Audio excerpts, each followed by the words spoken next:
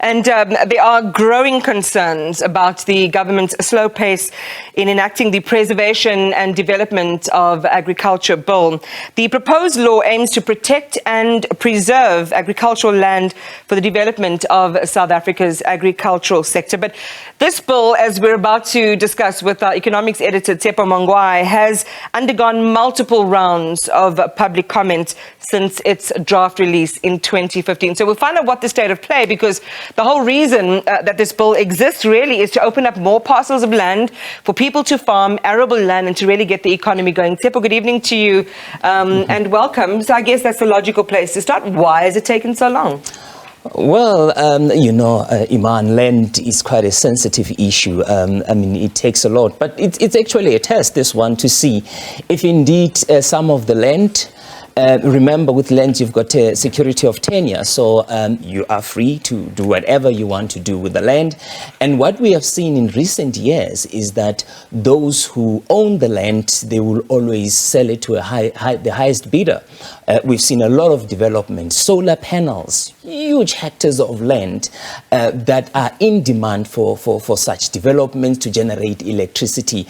And as a result, land for agricultural use is competing with other things, golf estates, for example, that have been built on very fertile, good agricultural land that you could grow whatever you need to feed the nation. And remember, this is about high-end land. You can't just grow anything on any land. There is land that you need for specific produce or to grow certain vegetables or fruits, whatever you want, but you have to be in a particular high-end land, and that is limited. You know that our population, Iman, has been growing rapidly, so we need to feed that growing population, and so as a result, there's really a need to make sure that there is enough land, and that land should be protected.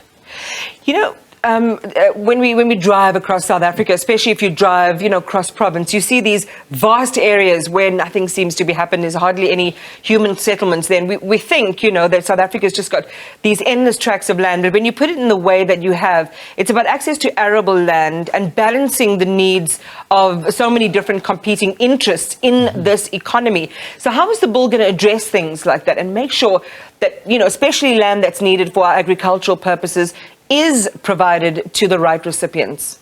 Well, firstly, it has to classify that land. Well, it is already classified to ensure that that land can only be used for agricultural purposes.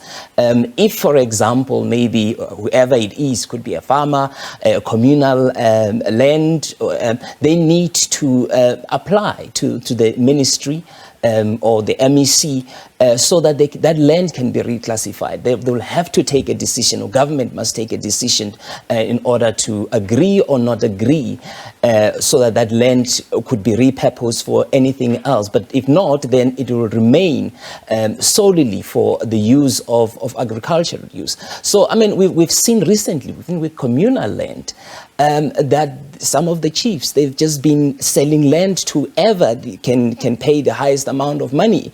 And as a result, the land that's available for communal agricultural use has also been shrinking because of competing interests. Sometimes self-interest that comes at play. So this bill will ensure that it limits that.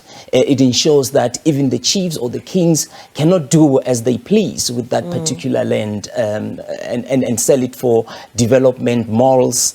And remember, if you sell a land for development such as malls or golf estates, the value is much higher than if you sell it for the same use.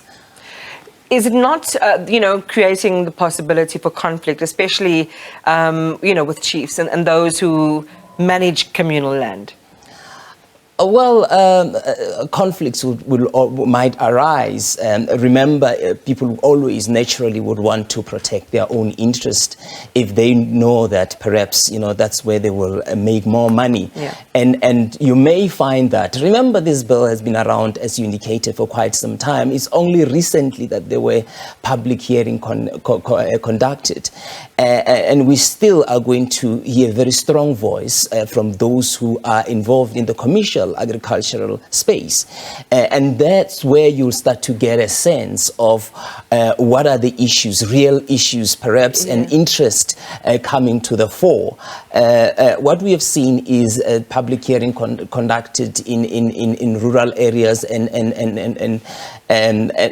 informal areas. So once you get the commercial guys, then who are very active, you would know if it's likely to be challenged, which I think it may be, some aspect of it could be challenged.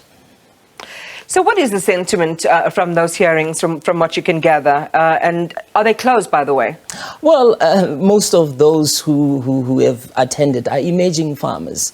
And they don't really have access to much land. And they don't even have title deeds that they can hold to protect that particular land. And one of the challenges is that they put a lot of investment on a piece of land. Drill a borehole, make sure that you've got all the equipments that you need. And a year or later, you are told, no, you have to leave this land because it's going to be, a developer is coming to take over this particular land. So you can't plant on that land. So for many emerging farmers, this will help them a great deal because they will know, no matter what happens, that land will always be available for that particular use, which is for agriculture, for farming. And that in a way, the investment will be protected. And there'll be security of tenure. And we know, especially amongst entrepreneurs, and we talk about them often on the program, the one key thing is having psychological safety and the assurance that at least you'll be able to operate and trade in a way where there's no external or existential threats to your business. Tshepo, it was always great talking to you. Thank you very much for coming in and just sharing more detail on the preservation and development of agricultural land bill.